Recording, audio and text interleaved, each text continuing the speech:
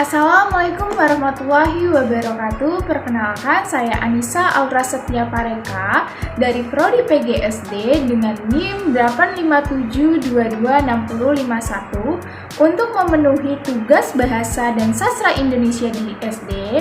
Di sini saya akan membahas mengenai hakikat bahasa, melafalkan dan menulis lambang bahasa yang benar, dan menggunakan tata bahasa yang benar. Pada modul 1, kita akan membahas mengenai hakikat bahasa. Nah, pada kegiatan belajar 1, kita akan membahas mengenai konsep bahasa. Menurut Harimukti Kridalaksana tahun 1997, bahasa adalah sistem lambang bunyi yang arbitrer yang digunakan oleh kelompok sosial untuk bekerja sama, berkomunikasi, dan mengidentifikasi diri. Jadi, bahasa adalah alat yang digunakan oleh manusia untuk berkomunikasi atau menyampaikan suatu gagasan atau kehendaknya dengan perangkat yang dimilikinya. Nah, kita akan membahas beberapa bahasa. Yang pertama, bahasa sebagai sebuah sistem. Bahasa adalah sistem, artinya suatu bahasa adalah sejumlah unsur yang beraturan. Bahasa terbentuk oleh suatu aturan atau kaidah dan pola yang teratur dan berulang, baik dalam tata bunyi, bentuk, maupun kalimat. Apabila aturan atau kaidah ini dilanggar, maka komunikasi dapat terhambat. Selanjutnya, bahasa sebagai lambang. Bahasa adalah lambang bunyi yang bersifat arbitrer. Lambang merupakan tanda yang digunakan oleh suatu kelompok sosial berdasarkan perjanjian dan untuk memahaminya harus dipelajari. Selanjutnya, bahasa itu adalah bunyi. Bunyi yang dihasilkan alat ucap manusia dapat digolongkan sebagai bahasa, tetapi tidak semua bunyi yang dihasilkan alat ucap manusia dapat disebut bahasa. Hanya bunyi beberapa ujaranlah yang disebut sebagai bahasa. Bahasa itu bermakna. Bahasa adalah sistem lambang yang berwujud bunyi atau bunyi ujar. Lambang itu mengacu pada suatu pengertian, konsep ide, atau gagasan, maka bahasa itu memiliki sebuah makna. Bahasa itu konvensional. Konvensi adalah kesepakatan atau sebuah perjanjian. Bahasa bersifat konvensional artinya penggunaan lambang bunyi untuk suatu konsep tertentu berdasarkan sebuah kesepakatan antara pemakai bahasa. Selanjutnya, bahasa itu produktif. Sebagai sistem bahasa dari unsur-unsur yang jumlahnya terbatas dapat dipakai secara tidak terbatas oleh pemakainya. Selanjutnya, bahasa untuk mengidentifikasi diri. Bahasa adalah ciri pembeda yang paling menonjol di antara ciri budaya. Oleh karena itu, dengan bahasa setiap kelompok sosial merasa diri sebagai satu kesatuan yang berbeda dengan kelompok lain. Selanjutnya, pada kegiatan belajar 2, yaitu fungsi bahasa. Secara umum, bahasa memiliki fungsi personal dan sosial. Fungsi personal mengacu pada peranan bahasa sebagai alat untuk mengungkapkan sebuah pikiran dan perasaan setiap diri manusia sebagai makhluk individu. Dengan bahasa, manusia menyatakan keinginan, cita-cita, kesetujuan, dan ketidaksetujuan, serta rasa suka atau tidak suka. Nah, adapun fungsi sosial mengacu pada peranan bahasa sebagai alat komunikasi dan berinteraksi antar individu atau kelompok sosial.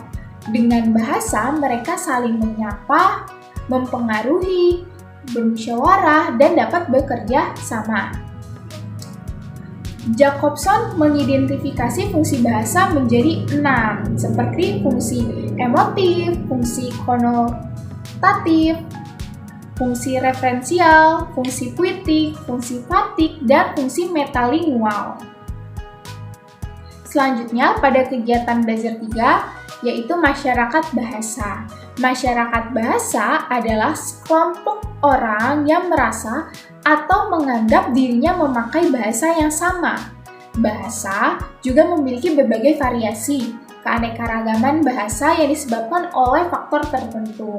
Misalnya, apabila Anda dengan kelompok merasa sama-sama menggunakan bahasa Jawa, maka kelompok Anda adalah masyarakat bahasa Jawa.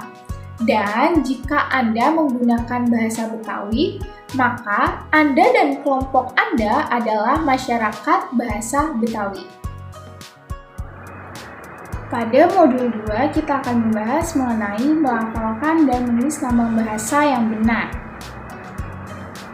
Pada kegiatan belajar 1 ada fonologi bahasa. Nah, fonem adalah satuan bunyi bahasa terkecil yang mampu menunjukkan perbedaan makna.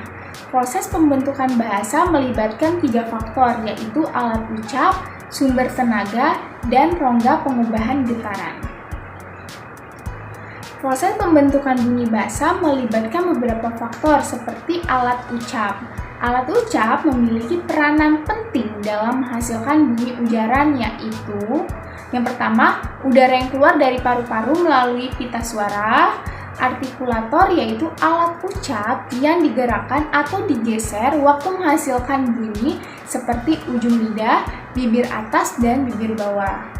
Selanjutnya ada titik artikulasi, yaitu alat ucap yang menjadi tujuan sentuh artikulator seperti gigi, lengkung kaki gigi, dan langit-langit.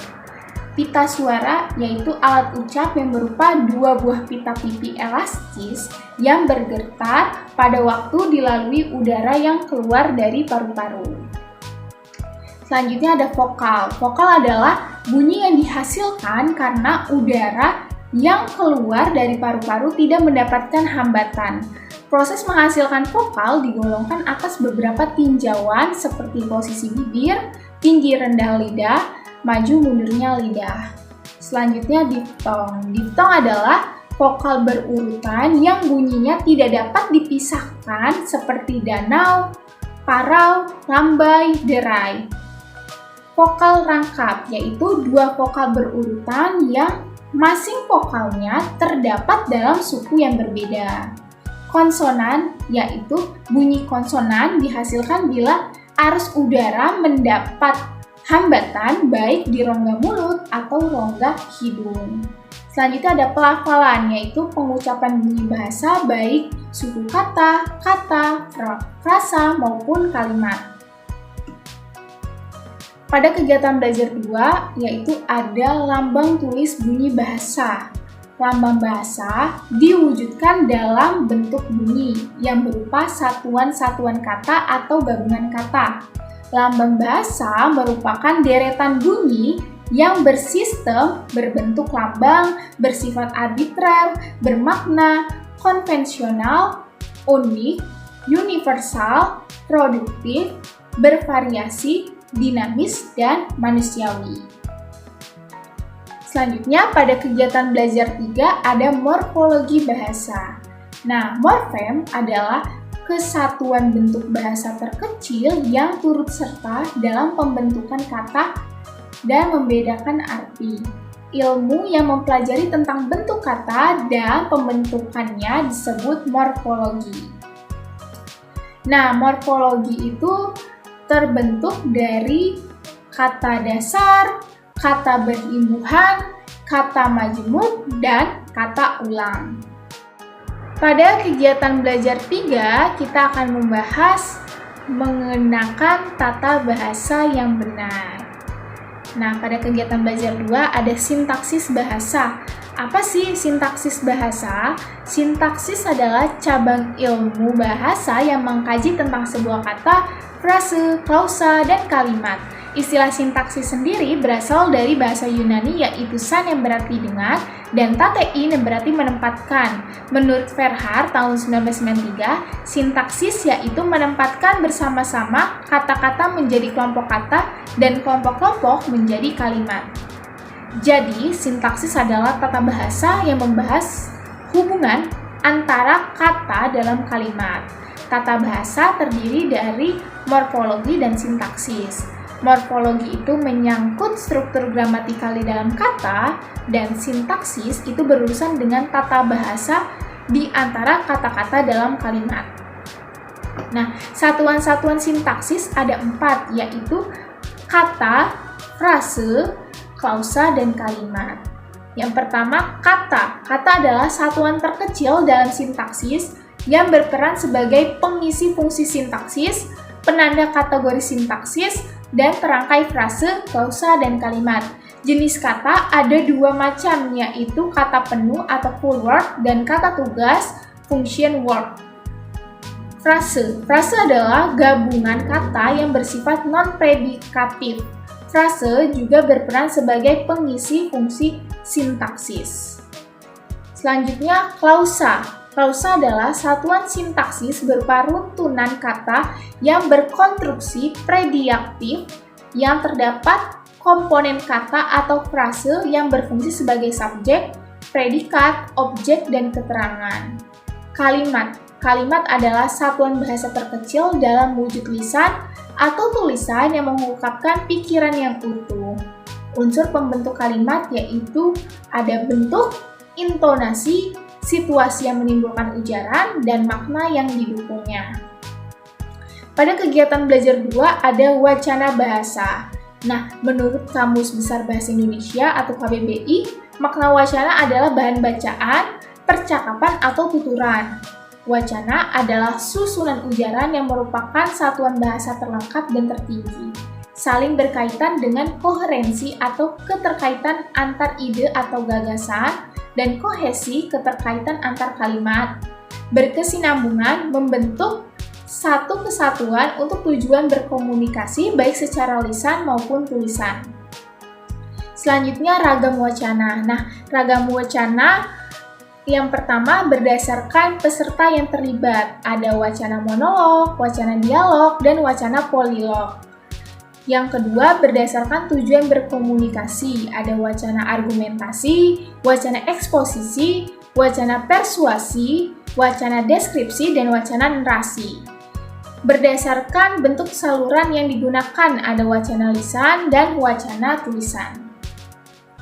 Alat-alat pembentuk wacana.